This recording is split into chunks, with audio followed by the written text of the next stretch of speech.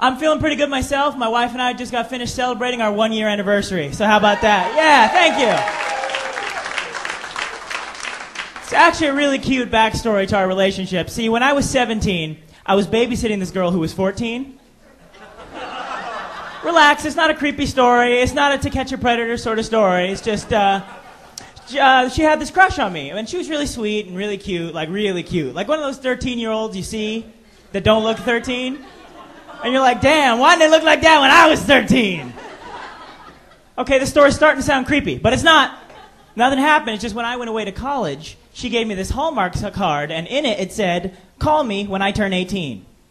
I was like, huh, I didn't know Hallmark made these. But I didn't think anything of it until a couple years later. I'm in college. Her 18th birthday rolled around. I happened to be single, so I picked up the phone, gave her a call. The rest is history. Yeah, thank you.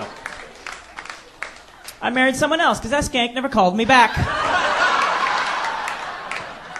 But see, that's good, because if she had, I never would have met my wife, and my wife and I are happy and just, it's awesome. It's great because she's a school teacher. Yes, thank you. Thank you, this side and this side. This side, to hell with the kids. I like that. And you wonder why Japan is beating us. But anyway, it's just really cool, a comedian and a school teacher getting married, thus creating the lowest combined annual salary in the history of America. Until they allow a homeless guy to marry his imaginary friend. And then we'll be out of the cellar.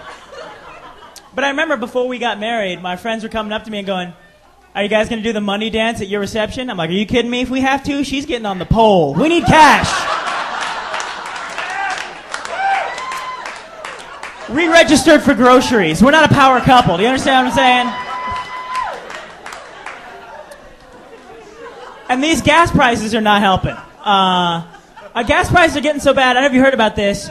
GM, the car company, has announced they're going to stop making the Hummer. That's how bad gas prices are. They're just going to stop making. Yeah, some people are happy. I'm a little sad, because now it's going to be a lot harder for us to identify a douchebag. Like, how are you going to tell? How are you going to figure out who's the self-important a-hole when the entire parking lot is filled with Priuses? You know what I'm saying?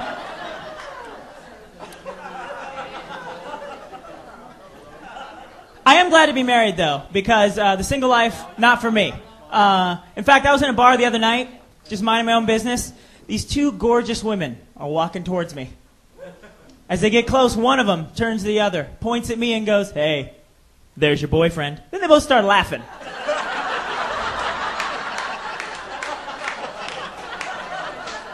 Is that bad? Pretty sure it's not good. I'm also going through a bit of an identity crisis right now. It's not really my problem. It's just being foisted on me by other people. See, I'm half black and I'm half white. And I'm nowhere near as charismatic as Barack Obama. But I also get a question he never gets asked. I'll bet. I always get asked to pick a side. Like, I don't know why. People are like, wait, do you consider yourself black or do you consider yourself white? I don't know what to tell these people. I'm not black enough to say the N-word in front of black people. I am black enough that white people don't say it in front of me. So you tell me.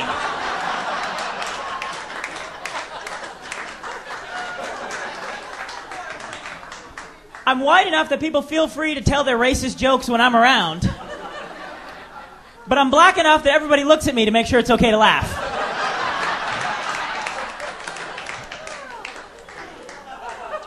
I'm black enough that I married a white woman.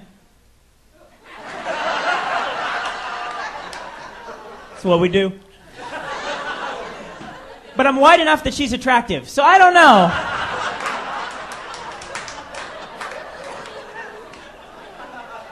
Black enough I got a scholarship to college, white enough I graduated college. So you can see how I don't know. Black enough to realize this joke is racist and hacky, white enough to tell it anyway. So you can see it's confusing. And I felt some of you pull back there towards the middle of that joke, like, whoa, whoa. I don't know if you're black enough to make that joke, buddy. And I know racial tensions are not something that is easy to laugh at, but I find some of the best laughs you get in life are the laughs you get when you're not supposed to be laughing. Like you're at a funeral and someone cuts one. You want to laugh, but it's not appropriate to just...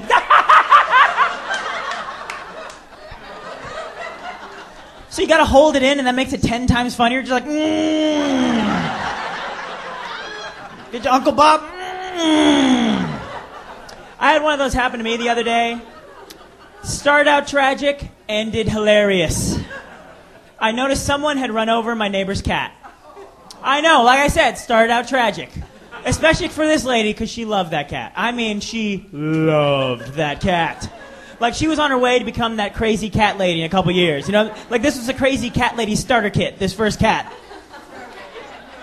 But there was no one else around, so I went up and I knocked on the door. I'm like, hey, I'm really sorry to have to tell you this, but someone ran over your cat.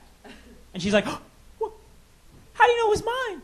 And I described what the cat looked like, because I knew it was her cat. I'd seen her playing with it a million times, and all of a sudden her eyes started well with tears, but then her lips started to do this weird quiver thing. She's like,